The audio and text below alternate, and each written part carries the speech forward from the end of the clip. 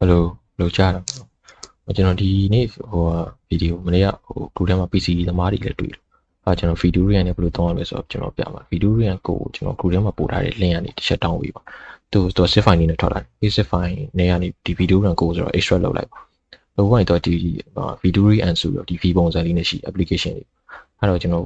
point lại mình. Sao sao point này số. Ok này tôi chỉ đồ run ra chứ mà tôi không bắt được là mà không. Cho đi vào mà. Đi vào nhà vào out down mà thì visualလေးတော့နှိပ်ပြီးအောင်တခြားတော့နှိပ်ပြီးမှရအောင်အဲဒီကျမှဒီ window လေးတက်တယ်တော့ဒီမှာဆက်စပ်ဖွင့်နေတော့တရုတ်လိုဖြစ်နေတယ်အဲ့တော့ကျွန်တော်ဒီအင်္ဂလိပ်လိုပြောင်းကြည့်ရင်ဒီ question mark လေးကိုနှိပ်လိုက်ဒီမှာ language English ဆိုရှိအဲ့တော့နှိပ်လိုက်ရင်ဘာမှတော့မပြောဘူးဒါပေမဲ့ကျွန်တော်ဒီကောင်ပြန်ပိတ်လိုက်ပိတ်ပြီးတော့ဒီဘက်မှာလည်းသူ service ကို exit ပြီးရင်ပြန်ဖွင့်လိုက်ပြန်ဖွင့်လိုက်ပြန်ပြီးရင်သူဒီမှာပြန်တော့ဖွင့်အဲ့ကြတယ်မှာ English လိုဖြစ်သွားတယ်ကျွန်တော်ဒီမှာဒီဟာဝင်နေတာကျွန်တော် VLS ကိုကျွန်တော် VLS server URL ကိုကျွန်တော် manually ရိုက်ထည့်ထားပါလို့ကိုစီမှာတော့ဘာမှရှိမှာမဟုတ်ဘူးပြီးတော့နောက်တစ်ခုသတိထားမိရမှာဒီအောက်မှာ HTTP ဆိုတော့ off ဖြစ်နေတယ် HTTP proxy off ဖြစ်နေတယ်ကျွန်တော် proxy setting တော့ကြည့်လိုက်ကျွန်တော်မဖွင့်တော့အဲ့တော့ကျွန်တော်ဒီမှာကိုတို့ဒီ VLS ကို manually ရိုက်ထည့်တာတစ်ဆိုင်ကျွန်တော်ပိုလွယ်ကူအောင်လို့ကျွန်တော် config file လေး JSON file လေးထုတ်ပေးထားတယ်ဒီမှာ AQnorman VLS ဆိုပြီးတော့ JSON file လေးထုတ်ပေးတယ်အဲ့ဒါကိုကျွန်တော် group လေးကိုပို့လိုက်ကိုအဲ့ file ကိုပဲထည့်ပြီးသုံးအောင်ဘယ်လိုထည့်မလဲဆိုတော့ကျွန်တော်ဒီမှာ server ဆိုရှိအဲ့ server မှာဒီ add a custom configuration server ဆိုရှိအဲ့နေလိုက်ကျွန်တော်ဒီမှာကျွန်တော်ရဲ့ JSON file လေးပေါ့ AQnorman VLS ဆိုတော့ဖွင့်ဝင်ရင်ဒီမှာဒီ custom ဆိုပြီးဝင်လာလိမ့်မယ်ဒါကျွန်တော်ထည့်ထားတဲ့ config file အဲ့တော့ကျွန်တော်ဒီကောင်ခဏ import တင်လိုက်import တင်လိုက်မယ်ပြီးရင်အခုဒီသူအမှန်ချစ်ထားတာသူ run နေတဲ့စာသူချိန်ထားတဲ့ serverအဲ့ကျွန်တော်ကဒီ custom file ကိုချိန်မှာဖြစ်တော့သူ right click ထောက်ပြီးတော့ဒီ set as active server သူ active server ဖြစ်လို့လိုက်အဲ့တော့သူက active server ဖြစ်သွားတယ်ဒါပေမဲ့ကျွန်တော်ချိန်လို့ရတာဒီတိုင်းပေါ့ဒီတိုင်းကျွန်တော်ဖွင့်ကြည့်ကြည့်အဲ့ Facebook ကိုပဲဖွင့်ကြည့်လို့ဖြစ် Facebook မပွင့်ဘူးဒါဆိုမှန်းတယ်ကျွန်တော်မပွင့်ဘူးအဲ့ဆိုကျွန်တော်ဒီမှာဘယ်လိုလုပ်အောင်လဲဆိုတော့ဒီ settings ထဲမှာကျွန်တော်ဒီမှာ HTTP proxy not enable HTTP proxy ရှိအဲ့မှာကျွန်တော်ဒီopen only open HTTP proxy do not automatically configure proxy server ဒီ mode လေးရှိဒါဒီ direct mode ကျွန်တော်သုံးမယ်ဆိုရင်ကျွန်တော်ခဏ okay နေလိုက်ဒါဆိုသူဒီမှာ HTTP proxy တက်လိုက် local host 108009ဆိုလို့တက်လိုက်အဲ့လိုတက်လိုက်ရင်ကျွန်တော်ဒီမှာပြန်ဖွင့်ကြည့်ရအောင်ရမယ်အောင်စမ်းကြည့်တော့ဒါ direct mode ဖြစ်တော့ကျွန်တော်မရသေးတော့ဒီ direct mode နဲ့သုံးမယ်ဆိုကျွန်တော်တို့ကဒီမှာ proxy server on ပြီးသွားရင်ဒီမှာsorry ဒီ V2rayN ဒီ HTTP proxy ရဲ့ port number ပေါ့တော့ဒီမှာ local host ရဲ့သူ့ရဲ့ port က108009ဖြစ်တော့အဲ့ port ကိုကျွန်တော်ထည့်လိုက်108009ပြီးသွားရင် save လုပ်လိုက်ဒီအောက်ကကောင်တွေဘာမှမလုပ်နဲ့ပေါ့သူ automatic ထည့်ထားရှိလိမ့်မယ်ဒီ local IP address တွေ local host ဆိုပြီးထည့်ထားတယ်ဘာမှမလုပ်နဲ့ဒီအောက် chat လေးဖြုတ် save လုပ်တာပြီးသွားရင်ကျွန်တော်ဒီပြန် run ကြည့်မှာဒါဆိုဝင်သွားပြီဒါ Facebook ဒါကျွန်တော် VPN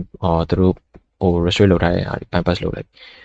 ဆိုကျွန်တော်ဒီ speed test ကျွန်တော်စမ်းကြည့်မယ်ကျွန်တော်ချိန်ထားတဲ့ server မှန်လားဒါဆိုမှန် Google Cloud Platform ကျွန်တော် VLS server ဒီ Google Cloud Platform မှာကျွန်တော်ထောင်းတာ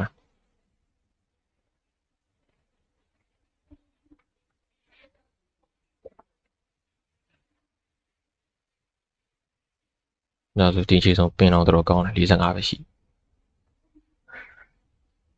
ဒါကြောင့်ကျွန်တော်ဟိုနဲ့စမ်းတာပေါ့လို့ဒီကျွန်တော် Wi-Fi နဲ့စမ်းပြတာအဲ့ Wi-Fi နဲ့ပဲဆက်ဟိုက mobile data နဲ့ပဲဆက်ပေါ့နော်ဟိုက mobile data နဲ့စမ်းနေဆိုလေကျွန်တော်ဒီ server ချိတ်လို့အောင်ပြီဒီအောက်ကပဲတော့ဖြစ်တော့အကုန်လုံးတော့အဆင်ပြေရမှာ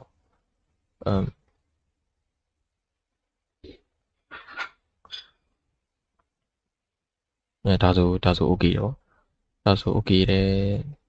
ဒီဆိုကျွန်တော်တို့ချိန်လို့ရပြီပေါ့နော်တကယ်လို့အဆင်ပြေပြရှင်ကျွန်တော်ခုထဲမှာပြပေါ့တော့ဒီစောဒီ settings ထဲမှာဒီ HTTP proxy ကိုဒီ direct mode မထားခြင်း global mode ထားလဲရတယ် global mode ထားရင်ကျွန်တော်တို့တကဟို proxy သွားချိန်နေကြအောင်မလို့တော့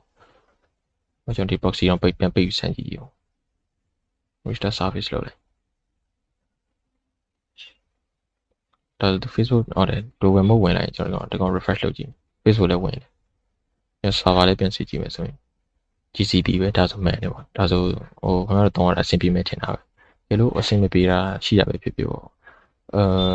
ဟိုမေးစရာရှိတာပဲဖြစ်ကျွန်တော် group ထဲမှာပဲမေးပြပေါ့နော်ကျွန်တော်ဒီမှာဟို vless မဟုတ်ဘူး vmax လေးထည့်လို့ရတယ်အဲ့လိုပေါ့ဒီတကယ်လို့ဟို vmax ဟာကို config file လို့ချင်းကျွန်တော် group ထဲမှာပြောထားပြီပေါ့ကျွန်တော်အခုတော့ vless ကပင်ကောင်းတယ်ဆိုတော့ပင်ကျင်တဲ့ဟာပဲကျွန်တော်ထုတ်ပြီးတာပေါ့ကျွန်တော်ဒီမှာ UI လေး UI တွေဘယ်လိုထည့်မလဲဆိုဒီ settings ထဲမှာဒီမှာပေါ့ကျွန်တော်တို့ UI လေးပေါ့မှာ vmax ပဲဖြစ်ဖြစ်ပါဖြစ်ဒီမှာ vless ထည့်ပြီးတော့လုပ်လို့ရမှာမဟုတ်ဘူးသူ error တက်လိမ့်vless ကိုကျွန်တော်တို့ဟို share မှာ shadow socks တွေ file လေးထည့်လို့ရတယ်ပြီးတော့ shadow socks ဆိုတော့ကျွန်တော် outline key ကိုပြောရင် outline key ရဲ့အထက်မှာ access နဲ့စဖြစ်တော့သူက shadow socks protocol နဲ့အလုပ်လုပ်တာတချို့အဲ့ဒါကို outline ဟိုဒါမြင်တော့ outline key ပဲပြမြင်အထင်မှားနေကြမှာဆိုဒီ access နဲ့တော့ shadow socks protocol ကိုသုံးထား shadow socks ပြောရင် shadow socks URL ပေါ့တော့ဒါဟို outline ဟိုမှာကျွန်တော် outline ကနေထုတ်လိုက်တယ် outline နေထုတ်လိုက်တဲ့ key ကိုကျွန်တော်ဒီ outline စီမှာပဲသုံးလို့ရမှာမဟုတ်ဘူးဒီ shadow socks လက်ခံတဲ့ tunneling application တိုင်းမှာထည့်သုံးလို့အဆင်ပြေတယ်ဒါပေမဲ့တကယ်လို့ဒီ shadow socks ကိုမှတော့ V2ray plugin ပါရင်တော့ဒီ software တိုင်းနဲ့အလုပ်လုပ်မှာမဟုတ်ဟောဒါကျွန်တော်နည်းနည်းဟိုသိအောင်လို့ပေါ့ဟိုအတင်မမောင်းရှင်းပြဟောဒါအဲ့ဆိုဒီတိုင်းပဲသုံးလို့အဆင်ပြေမယ်ထင်တာပဲဆိုင်းတော့ဆန်းကြည့်ပြီးကျွန်တော်မသိရရှင်းလေကျွန်တော် group ထဲမှာပဲပြီးပါတော့ကျေးဇူးပါ